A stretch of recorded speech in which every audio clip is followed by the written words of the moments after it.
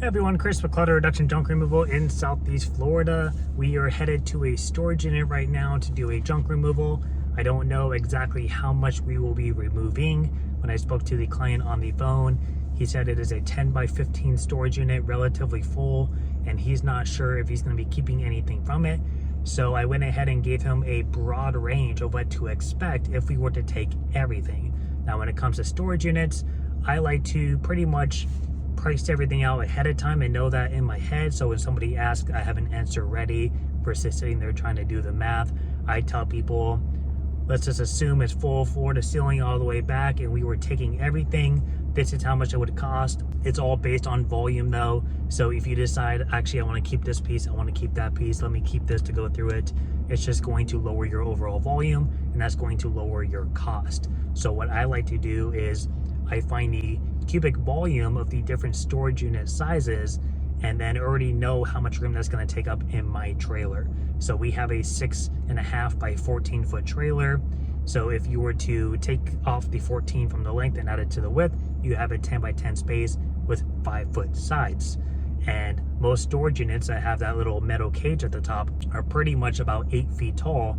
If you don't have one with the metal top, just know that your storage unit may be going up even higher and that's going to affect your volume. But for the most part, for most indoor units, that is typically what you see. So that's what I have in my mind. And to give you a couple of examples, we have a 17-yard trailer. So a 10 by 10 storage unit is about 30 yards, which for us is about a truck and 3/4. A 10 by 15 storage unit is 44 yards, which gives us about 2.5 truckloads.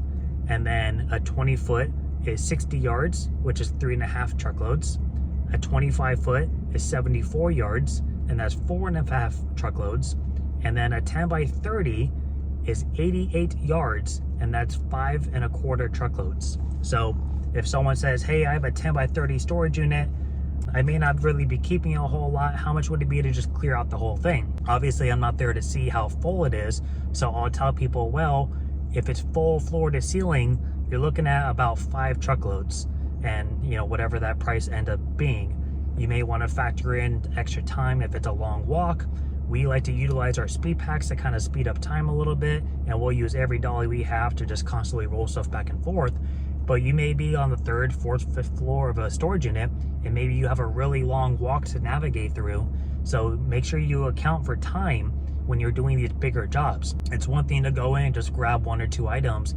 You'll probably still make it out within your threshold if you follow the rule of thumb for 30 minutes for every quarter of a truck.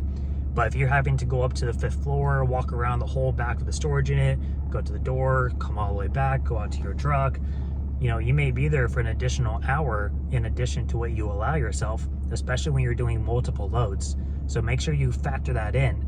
A mistake I used to make back in the day was if I had a job where it was going to be more than 1 load, what I would mistakenly do is if I knew it's going to take me an extra hour to do the job, I would factor in 1 hour, but I would do that for like all the loads. So I might do like a 3-load job, but I'm only factoring in 1 hour, whereas it would take me an hour extra per load. So that was a mistake I made back in the day, and I know now to correct that. So for example, if I knew, okay, with this long walk and how many trips I'm going to be making, I need to assume that each load is going to take me 3 hours instead of the typical 2. Then I know that each load I need to charge an additional hour of time for the long walks, whatever you want to call it. So if I'm going to be doing a 10 by 30 storage unit, it's going to be 5.25 loads. I'm going to charge 5 additional hours of time to get that job done. And the extra quarter, you could tack in like an extra 15 minutes or something. But that way you're making up for the total time and not kind of shooting yourself in the foot, because otherwise you're going to be losing your overall profit if you have to pay out your helpers or your employees more money for something that should be taking you less than 2 hours to do. So just a tip from experience that I've learned, but that is how we like to price out our storage unit jobs. And if it's in like an outdoor unit, I usually know that typically those don't all have that cap at the ceiling. Sometimes they may go up higher. And we've had storage shops where we got there and there's like a 12-foot stacked high boxes, or this furniture stacked up to where you need a ladder to get it down. Obviously that's going to take more volume, and it may even take you more time as well.